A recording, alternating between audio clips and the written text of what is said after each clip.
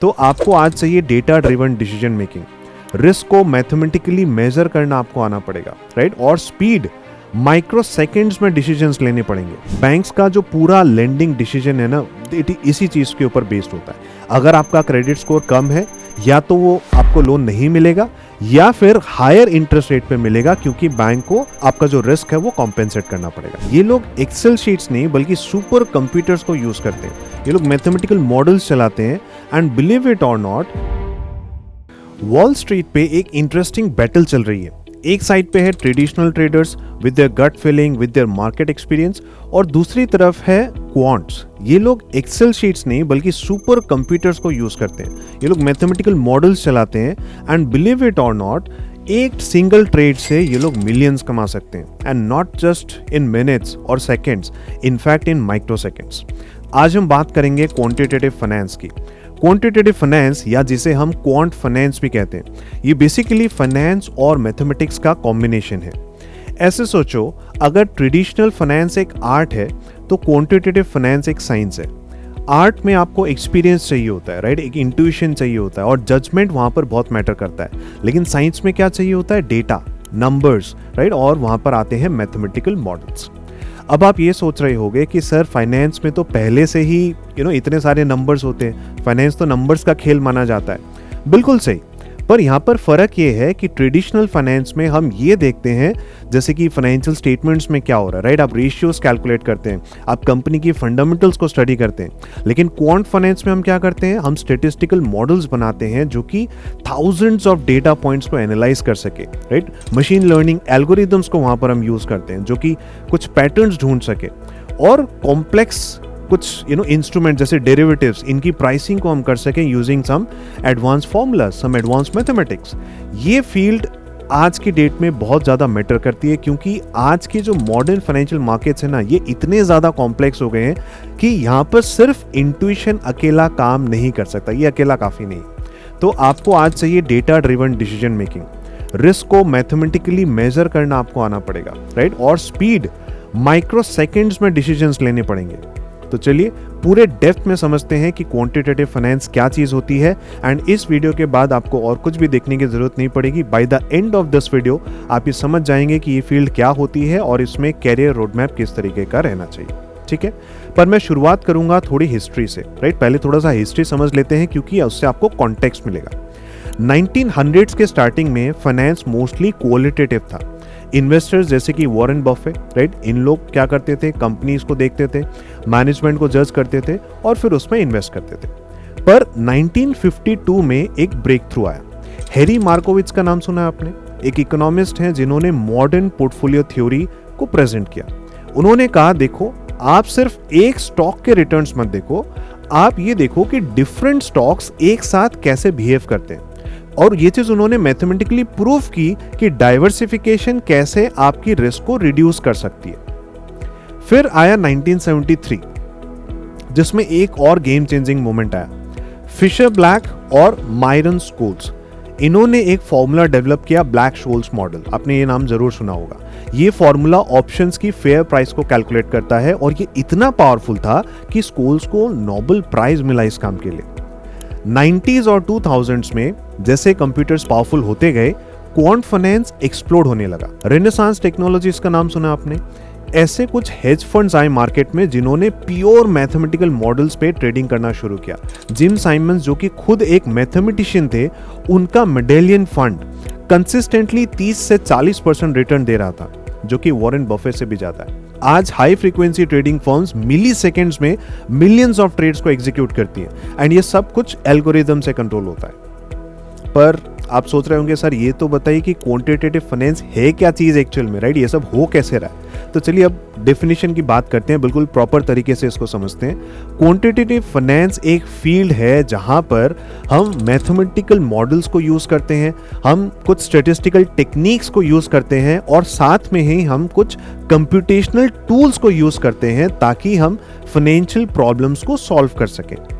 इसको थोड़ा तोड़ के समझते हैं। पहले मैंने बोला मैथमेटिकल मॉडल्स, ये बेसिकली इक्वेशंस हैं और फॉर्मूलाज हैं जो कि रियल वर्ल्ड फाइनेंशियल सिचुएशंस को रिप्रेजेंट करते हैं। एंड क्वांटिटेटिव फाइनेंस सिर्फ ऐसा नहीं है कि सिर्फ ट्रेडिंग के लिए चाहिए होता है, राइट? ये एक बहुत बड़ी फील्ड है। बहुत वाइड फील्ड है। तो इसमें जो मेन एरियाज हैं हम उनको समझ लेते हैं। सबसे पहला, जैसा मैं आपको एग्जांपल दे रहा था डेरिवेटिव प्राइसिंग का। डेरिवेटिव्स का मतलब क्या होता है, जैसे ऑप्शंस हो गए, फ्यूचर्स, स्वैप्स, ये सब फाइनेंशियल कॉन्ट्रैक्ट्स हैं जो किसी अंडरलाइंग एसेट पर डिपेंड करते हैं। अब इनकी जो प्राइसिंग है वो बहुत ज़्यादा ट्रिकी होती है क्योंकि इनकी वैल्यू फ्यूचर एक्सपेक्टेशंस के ऊपर डिपेंड करती है। तो क्वांट्स कॉम्प्लेक्स मैथमेटिकल मॉडल्स को यूज करते हैं इनकी प्राइस को डिस्कवर करने के लिए। सपोज आज मान लीजिए कोई एयरलाइंस कंपनी है, उसको फ्यूल चाहिए होगा अगले 6 महीनों के लिए, राइट। तो फ्यूल प्राइसेस आपको पता है फ्लक्चुएट करती हैं, राइट। तो वो एक फ्यूचर्स कॉन्ट्रैक्ट खरीद सकती हैं जो कि प्राइस को लॉक कर दे, जिससे क्या होगा, फ्यूचर में अगर कोई भी प्राइस इंक्रीज होता है तो इसका हर्जाना उस कंपनी को नहीं भुगतना पड़ेगा। अब ये फ्यूचर्स कॉन्ट्रैक्ट की प्राइस क्या होनी चाहिए ये कैसे डिटरमाइन करे, इसके लिए क्वांट्स चाहिए होता है। ओके, तो ये क्वांट्स कैलकुलेट करेगा कि वो फ्यूचर्स कॉन्ट्रैक्ट किस प्राइस पे करना चाहिए। ठीक है, ये था पहला एग्जांपल। दूसरा मेन एरिया है दैट इज रिस्क मैनेजमेंट। आज फाइनेंस में सबसे बड़ा इंपॉर्टेंट क्वेश्चन क्या है, यही है कि भाई किसी भी चीज में कितना रिस्क है। इस चीज को क्वांट्स क्या करता है, मैथमेटिकली क्वांटिफाई करता है। आपने कुछ टर्म सुने होंगे जैसे कि वार, वैल्यू एट रिस्क, फिर एक टर्म होता है CVaR, conditional value at risk, stress testing, ये सब टूल्स हैं, राइट। आज एक बैंक के पास मान लीजिए पोर्टफोलियो है 100 करोड़ का। रिस्क मैनेजर को अब ये जानना है कि वर्स्ट केस सिनेरियो में एक दिन में मैक्सिमम कितना लॉस हो सकता है। तो वॉर मॉडल आप रन करोगे हिस्टोरिकल डेटा के ऊपर और ये आपको बता देगा कि भाई 95% कॉन्फिडेंस के साथ मैक्सिमम लॉस 2 करोड़ से ज्यादा का नहीं होगा, राइट। तो इस तरीके की इंफॉर्मेशन आपको क्वांट्स प्रोवाइड करता है। ओके, ये इंफॉर्मेशन क्रिटिकल है क्योंकि बैंक को कैपिटल रिक्वायरमेंट्स फॉलो करनी पड़ती है। रेगुलेटर्स कहते हैं कि भैया आपके पास हमेशा एनफ रिजर्व्स होने चाहिए so that you can absorb any potential losses. Alright, that was second main area, that is risk management. तीसरा मेन एरिया है that is algorithmic trading.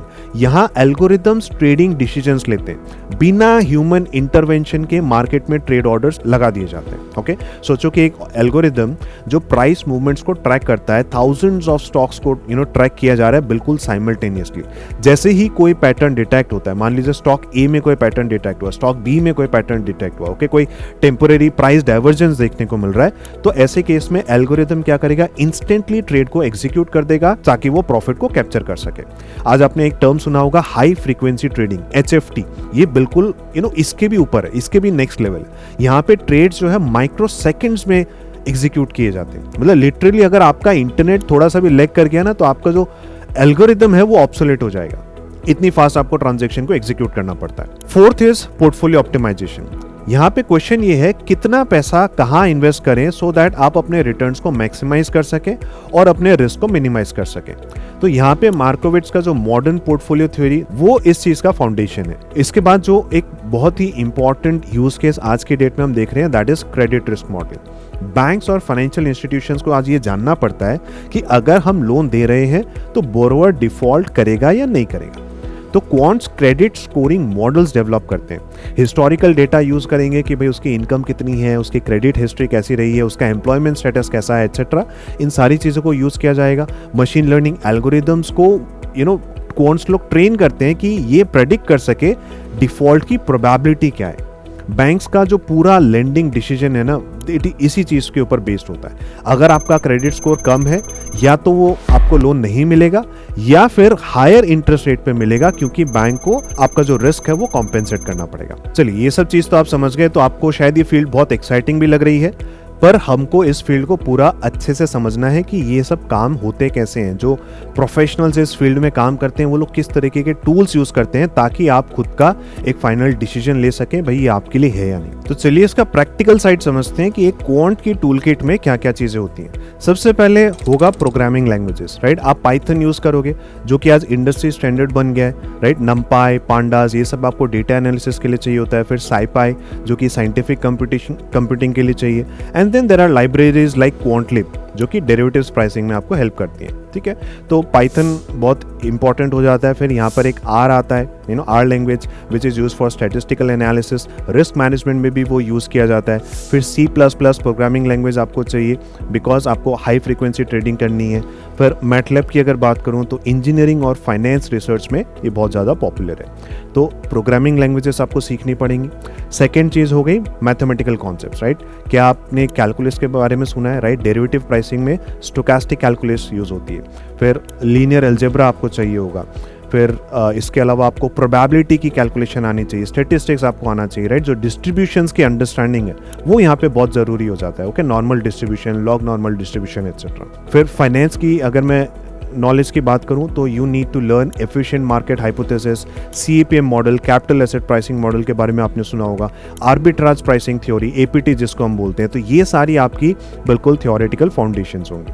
And इसके बियॉन्ड आज के डेट में machine learning, right, pattern recognition के लिए, prediction के लिए, आप किसी अनोमली को डिटेक्ट कर सकें, राइट। तो ये सब के लिए आपको मशीन लर्निंग को भी सीखना पड़ेगा। देखिए मेहनत तो है, इसमें आपको अच्छी खासी नॉलेज चाहिए, पर इसमें जो सैलरी है वो भी बहुत अच्छी मिलती है। एंट्री लेवल पे ही एक क्वांट एनालिस्ट 15 से 25 लाख इंडिया में मैं बात कर रहा हूँ शुरू कर सकता है।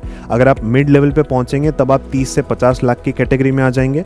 और अगर आप सीनियर क्वांट्स या फिर मैं अगर कहूँ कि आप क्वांट ट्रेडर बन जाते हैं वॉल स्ट्रीट पे, तो फिर आप तो मिलियंस ऑफ डॉलर्स कमा सकते हैं साल के, ओके। मैं कुछ आपको इंटरेस्टिंग एग्जांपल्स बताता हूँ, राइट, जिससे आप इंस्पिरेशन ले सकें। That is of course Jim Simons, right, renaissance technologies. Jim Simons एक मैथमेटिशियन थे, उन्होंने रेनेसांस टेक्नोलॉजी शुरू किया था करीब 1980s में।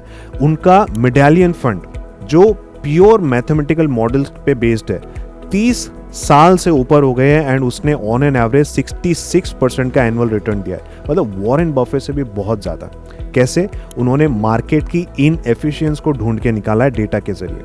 वो पैटर्न्स को एक्सप्लॉइट करते हैं जो कि ह्यूमंस मिस कर जाते हैं, एंड मशीन लर्निंग और स्टैटिस्टिकल आर्बिट्राज को यूज करके वो इतना प्रॉफिट कमाते हैं। फिर नेक्स्ट हो गया डी शॉ, डेविड ई शॉ, राइट। वो एक कंप्यूटर साइंटिस्ट है और एक क्वांट प्रोफेशनल है। तो उन्होंने अर्ली 90s में अपना हेज फंड शुरू किया था। आज डी शॉ $60 बिलियन से ज़्यादा की एसेट मैनेज करता है। आपको शायद पता नहीं होगा कि अमेजॉन के जो जेफ बेजोस हैं वो भी किसी टाइम पर डी शॉ में काम करते थे। फिर इसके अलावा और भी फर्म्स हैं जैसे कि 2 sigma and so on, okay. तो अब एक इंपॉर्टेंट डिबेट की बात कर लेते हैं सर, क्वांटिटेटिव फाइनेंस और जो हम ट्रेडिशनल फाइनेंस नॉर्मली समझते हैं, सीखते हैं, इन दोनों में से बेटर कौन सा होता है? देखिए दोनों का अपना अपना प्लेस है। क्वांट फाइनेंस पावरफुल है बिकॉज ये डेटा ड्रिवन है, राइट। यहाँ पे इमोशंस का इन्वॉल्वमेंट नहीं है, ये बहुत ज़्यादा स्केलेबल है, पर यहाँ पर लिमिटेशंस भी है। मॉडल जो है वो पास्ट डेटा के ऊपर बेस्ड होते हैं। जो स्ट्रक्चरल चेंजेस अगर होते हैं इकोनॉमी में, किसी इंडस्ट्री में, तो उसको वो प्रेडिक्ट नहीं कर पाते हैं। अजम्पशन डिपेंडेंट होते हैं, अगर आपकी अजम्पशंस ठीक नहीं होंगी तो आपके ट्रेड्स भी सही तरीके से एग्जीक्यूट नहीं होंगे। तो दैट इज़ अबाउट क्वांट्स। और अगर मैं ट्रेडिशनल फंडामेंटल नॉलेज की बात करूं तो फंडामेंटल एनालिसिस जो आप करते हैं, जैसे कि कंपनी को डीपली समझना, राइट, मैनेजमेंट क्वालिटी को जज करना, कंपिटिटिव एडवांटेज को एसेस करना, तो ये सब स्किल्स भी बिल्कुल इनवैल्यूएबल है। तो बेस्ट अप्रोच यही रहता है कि आज की डेट में आपको हाइब्रिड अप्रोच लेकर के चलना चाहिए। अगर मैं वॉरेन बफे की बात करूं तो वो फंडामेंटल्स पे फोकस करते हैं। रेनेसांस टेक्नोलॉजीज की बात करूं तो वो प्योर क्वांट है, लेकिन इनके बीच में एक फर्म आती है ब्रिज वाटर एसोसिएट्स जो कि दोनों को कंबाइन करता है, राइट। आप रे डेलियो को सुनिएगा, वो सिस्टमैटिक रूल्स भी फॉलो करते हैं और जो इकोनॉमिक प्रिंसिपल्स हैं उनको भी यूज करते हैं, ओके। तो चलिए कंक्लूजन पे आते हैं। टेक अवे क्या है इस डिस्कशन से हमारा? अगर आपको क्वांट्स में घुसना है, मतलब ये टर्म अगर आपने कहीं भी सुन लिया है, आपको बहुत ही फैंसी लगा है और आप सोच रहे थे इसको एक्सप्लोर करने का, तो आई गेस अब आपको एक नॉलेज मिली होगी कि क्वांटिटेटिव फील्ड में जाने के लिए, क्वांटिटेटिव फाइनेंस में जाने के लिए आपको क्वांटिटेटिव स्किल्स को डेवलप करना पड़ेगा, right. Statistics, programming languages, data analysis, ये सब आपको समझनी पड़ेंगी। पर साथ के साथ में फंडामेंटल अंडरस्टैंडिंग भी आपको बनाए रखनी चाहिए, राइट। बिजनेसेस कैसे काम करती हैं, इकोनॉमिक साइकिल्स कैसे वर्क करते हैं। पर देखिए क्वांटिटेटिव फाइनेंस सच में एक बहुत ही फैसिनेटिंग फील्ड है। ये फाइनेंस का फ्यूचर है, पार्शियली मैं कह सकता हूं, क्योंकि मार्केट्स जो है अल्टीमेटली ह्यूमंस का रिफ्लेक्शन है और ह्यूमंस कभी भी प्योरली रेशनल नहीं होते। सिर्फ मैथ्स के बेस पे काम करना थोड़ा सा डिफिकल्ट होता है, वहाँ पे लिमिटेशंस होती हैं। पर आपको ये भी समझना है कि भाई डेटा ड्रिवन डिसीजन मेकिंग आज की डेट में बहुत ज़रूरी है। रिस्क क्वांटिफिकेशन करना, राइट, सिस्टमेटिक अप्रोच के साथ काम करना, ये भी आज के डेट में बहुत ज़्यादा ज़रूरी है। तो फाइनेंस में नंबर्स भी मैटर करते हैं और नैरेटिव्स भी। तो बेस्ट इन्वेस्टर आज के डेट में वही है जो कि सिर्फ मॉडल्स रन नहीं करते हैं, बल्कि वो लोग होते हैं जो मॉडल्स को समझते हैं, उनकी लिमिटेशंस को जानते हैं और फिर अप्रोप्रिएट सिचुएशंस में उनको यूज करते हैं. So you should be quantitatively literate, but you should remain fundamentally grounded. That's all for this video. Thank you so much. मिलते हैं अगले वीडियो में.